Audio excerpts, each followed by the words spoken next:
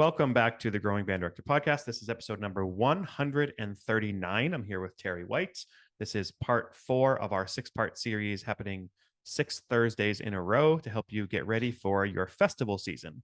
And we're here to try to promote and push you to maybe do festivals if you haven't done it with we're talking about like during the day concert band or wind ensemble or symphonic band or whatever you call them. This is where we need to be going. And, some of the kids in that group have not gone anywhere else. They haven't with a band, and it's important. And I think it's important. And I understand that with schedules and so forth, when we do the MBDA Spring Festival, bring your kids early enough so they can hear other groups, even after they've played and had their clinic session. Yep. I mean, that's as valuable as the performance itself. But, so often when the band comes in, plays, does a clinic thing, boom, they're off. Yep. Maybe we had more time back in the older days. We probably did things on Saturdays as opposed to a school day. But it's so important for your kids to say, wow, I think we sound as good as those guys there. Or, they can be their own critics, to what they're listening to. A lot of middle school teachers too will use it as a reward. They'll be like, this middle school group, I am not putting on a bus and bringing. They don't deserve it. Right. But when you get the group that you maybe want to, reward a little bit, or they can handle it. I know people who will do that. It doesn't matter about the grade. It's like this 6th grade could do at the festival. Sometimes you get an 8th grade. You're like, I'm not taking them anywhere. Right. And then, as beyond the festival, I know Caitlin took her middle school band. You've taken your high school band to All-State and performed. I think it's important when you have those groups, they need to be rewarded, and other people see what other groups are doing, not just the literature, but how they dress, the attire they wear at a performance. I remember teaching one time, and I was a new director in the school, and we're going to a festival, and I said, everyone just dress up. I knew I couldn't push the black and white thing at that point in time. Well, kid came in with his best Boston Bruins hockey shirt on because that's the best he had in his house.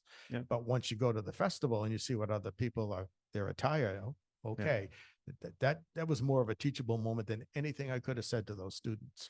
Another thing you can do too is one of these rehearsal clinics. So like if you have a band that you want to bring somewhere and there's a clinician maybe at an All-State or a district area and they need a band to rehearse, get your band ready, but they're not expected to be quote unquote perfect anyway. Right. That's something we've done before and works really well. And the secret to all of this is picking the right music. So you want to get up and go to work. I love going and do the clinics. Absolutely. I live for that all year long. And there are some directors that are skittish about that. I mean, I would never make a director look bad or anything. If it was something that was a great concern, pull them aside and have a chat with them about that. But point out things in the clinic that the kids do really well. And when the director made some good decisions, point that out. You want the kids to walk away feeling really good, not be torn down. And it shows the kids that you are not the keeper of knowledge for all things band, that it's good for everybody. Okay. So the reason we're doing all this literature stuff, again, you can expect 3 more of these coming out in grade 1 and grade 2 as well on the next few Thursdays. It's really important. We have high standards for what pieces you let on your students' concert programs. Be very specific. Keep listening until you find what fits them the best. Customize each and every program to give them like it was prescribed, especially for them. If a piece is really cool, but does not fit them now or for them to grow into shortly, then don't use it right now. Not just because you like it, do it because it fits them. These segments will be broken up into 3 programs. In each program will include a march, a lyric ballad piece, and then a finale piece of some sort.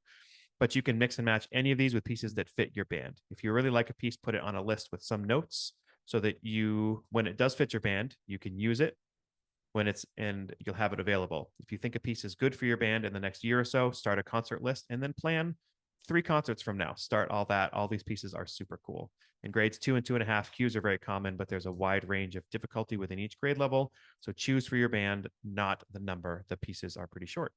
Well, and we're very fortunate these days that we have the internet. So we have sound and score.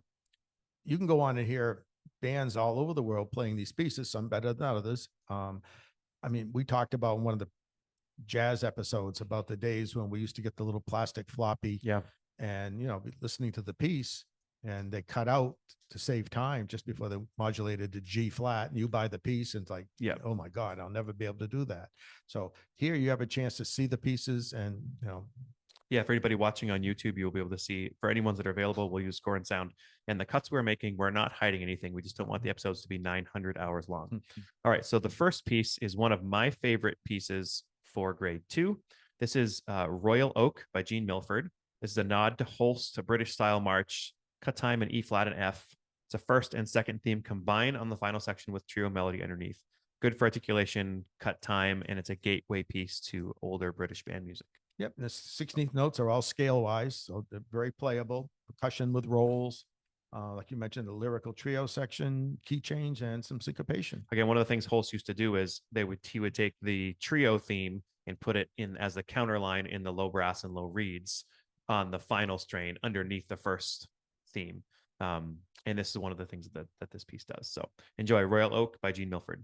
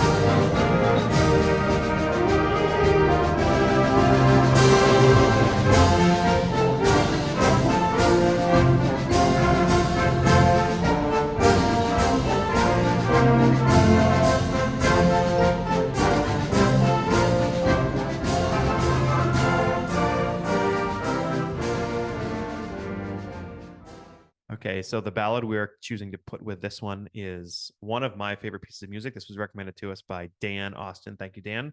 This is called Rippling Watercolors by Brian Balmages. If you just imagine watercolors on a palette that start rippling together, there just gets all these, it's sort of Eric Whitacre-like, where it has all these kind of extra tone that makes it really a great piece. Yeah, it's very dramatic. And again, like I said on one of the previous pieces, I love the inner parts. The kids just not sitting there, playing notes to fill out the chord. There's, a lot of tension resolve, and important that the kids understand that. Don't just let them play it one way or the other. Explain what one thing you can practice with this piece too is like, it's important to teach your band to play soft. Like we all need to work on playing softer, and parts of this piece you can play so soft. It is 5 minutes long, which for a ballad at grade 2, I mean, I've done this with grade 4 bands.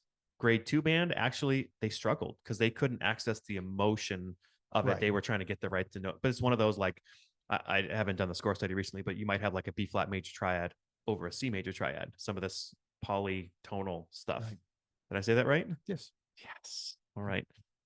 E flat major, collections of notes blend together to create tensions, imitates watercolors running together, and a good chance for expressiveness. Here is Rippling Watercolors, Brian Balmages.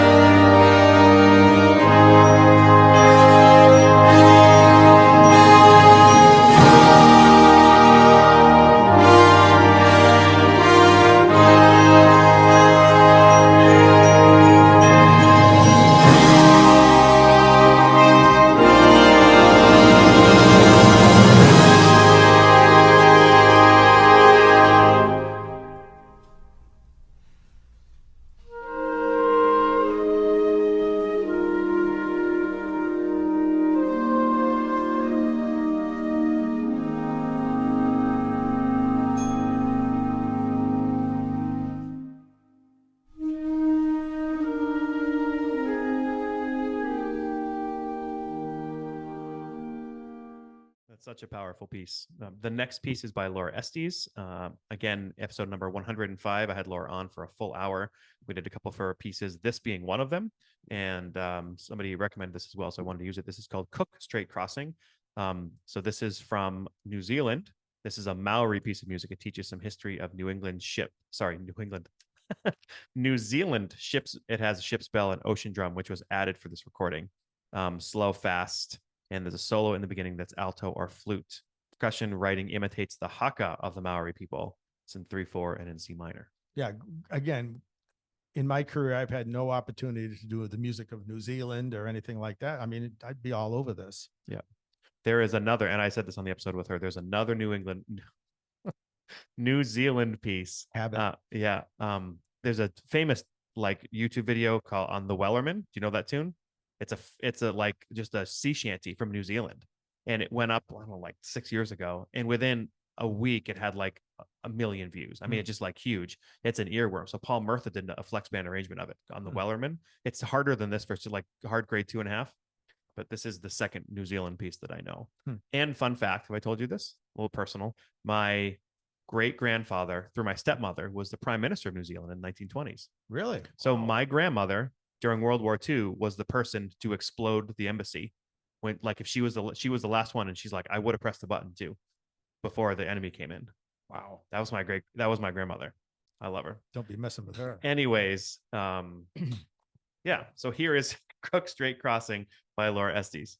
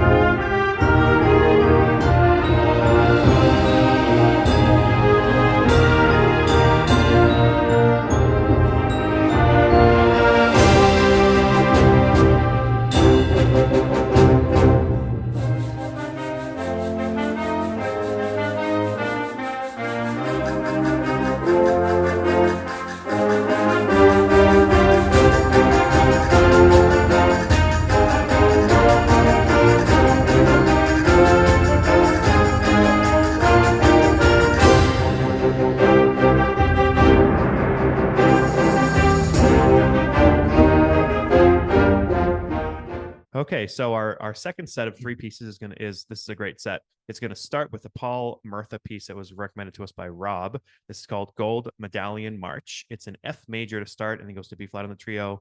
The low brass is in octaves throughout. So if you have a weaker low section, there's more bodies on it. It's in 2/4 time, and there's 5 percussion parts.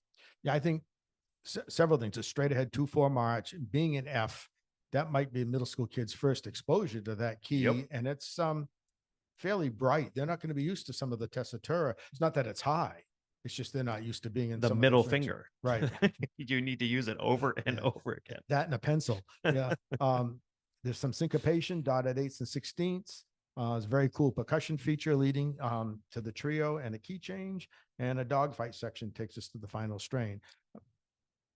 Yep, here's Gold Medallion March by Paul Murtha.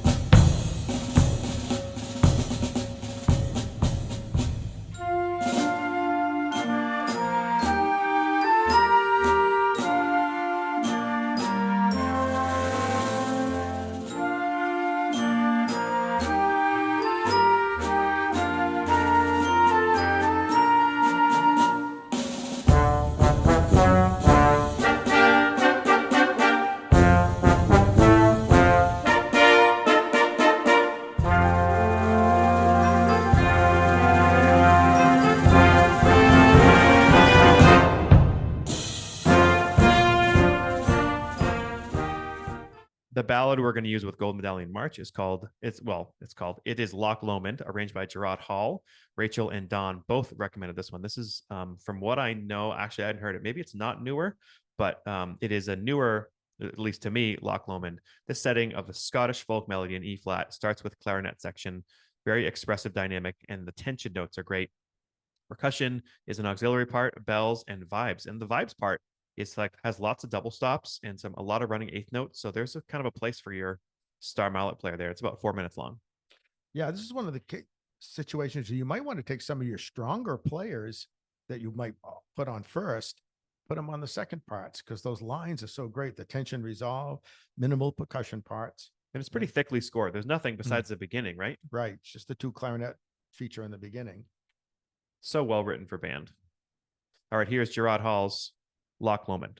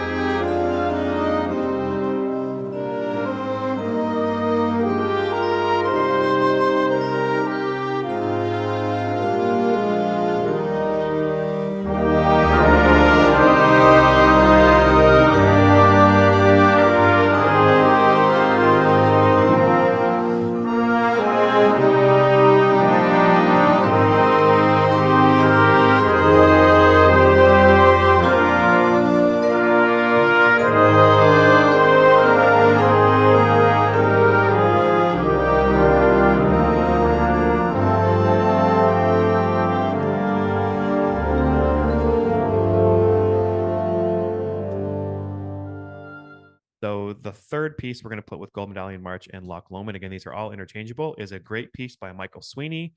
Again, you could do a career's worth of Michael Sweeney, and he's actually going to be in February. He's going to be on the podcast. So I'm looking forward to having him. And he said, yeah, choose some music you might want to do with mine and I'll look it over. Like, how do you choose? I mean, you could do 100 pieces between jazz and, I mean, it's great. Anyway, this is called the Black Forest Overture. Kids love this. It has polytonality, which means like the first big hit here, it's like F major in the bottom and E flat on the, F major on the top, E flat on the bottom.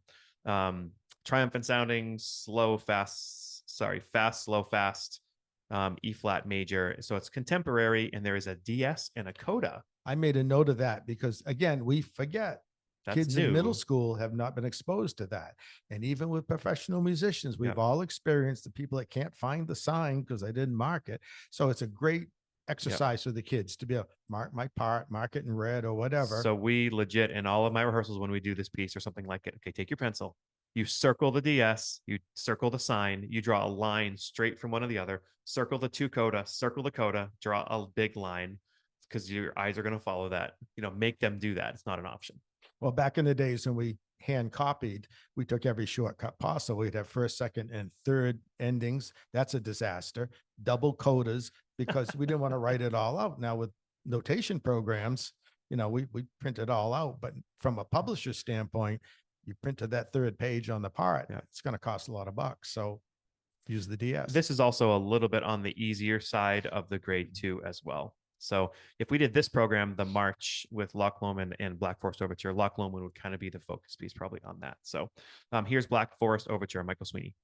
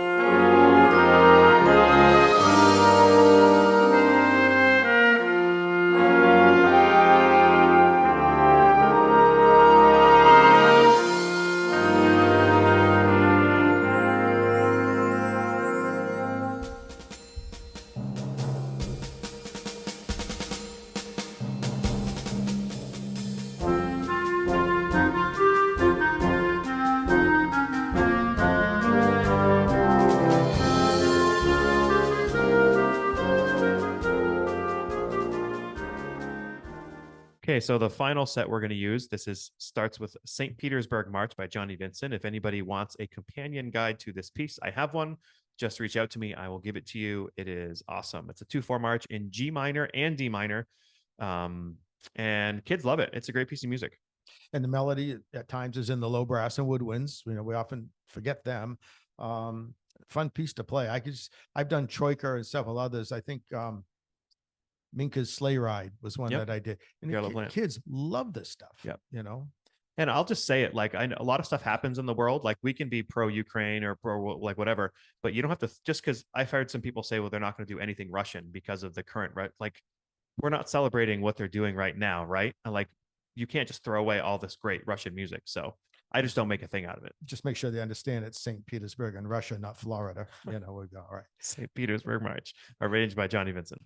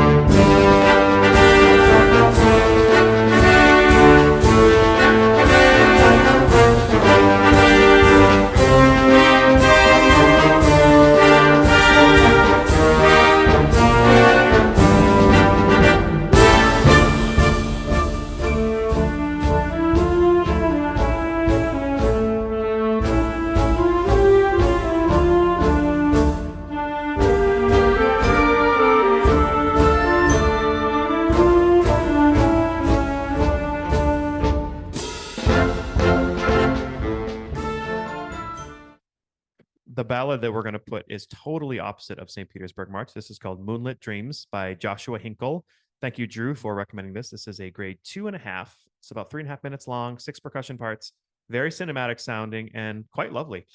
Yeah, beautiful lyrical piece, interesting inner lines, and again, very important for middle school students. Not just be filling out the harmony. If they have some lines to play, they'll be engaged. Very playable 16th and 8th note triplet figures. Yep. Again, at what point in middle school do we start introducing triplets? Yep. This is high school all the way too. It's a 2.5, but every lyrical piece is hard. Yeah, it's a great piece. So here's Moonlit Dreams, Joshua Hinkle.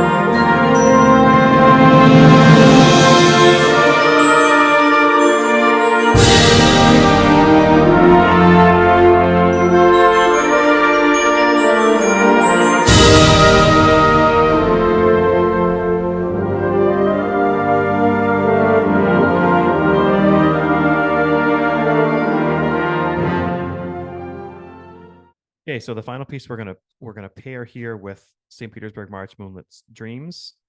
Again, any of these could be anywhere. So like you could put Black Forest Overture next and all that. But this piece is by a great writer, Sam Hazo, which I'm sure people know about. This is one of his more popular pieces at the grade 2 level. This is called Our Kingsland Spring. This is an earworm and you will not stop singing it. So pick wisely. It features a flute section in E flat major and it has this 3/4/6/8 feel. There's only 3 percussion parts, but you can easily double them. It's a floating, fantastic melody, alternates with triumphant fanfare and halftime, with a strong ending. And like I said, it's an earworm. Yeah, it's got several time signature and tempo changes, but all doable. And I had notated it's a very dramatic piece. And I don't know if you recall, do you remember when he was here in Maine? Yeah, Skeff and I, yeah. And the comment he made to the band members that if someone you feel strongly for, and they tell you, I love you the same way 2 times, run away from that. The same way. Yeah. 2 times, run away from that person. I love you. I love you. Right. Yeah. Yeah. That always stayed with me. I mean, he's all about dramatic music. Mm-hmm. So it's a great piece. Yeah. So here's Our Kingsland Spring.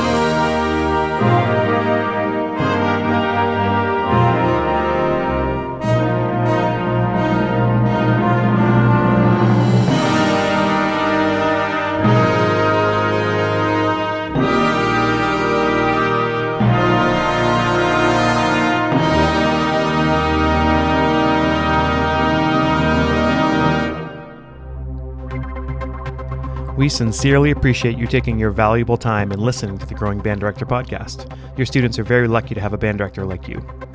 If you have any suggestions for episode topics or think you have an area of expertise to share on a show with us, please reach out.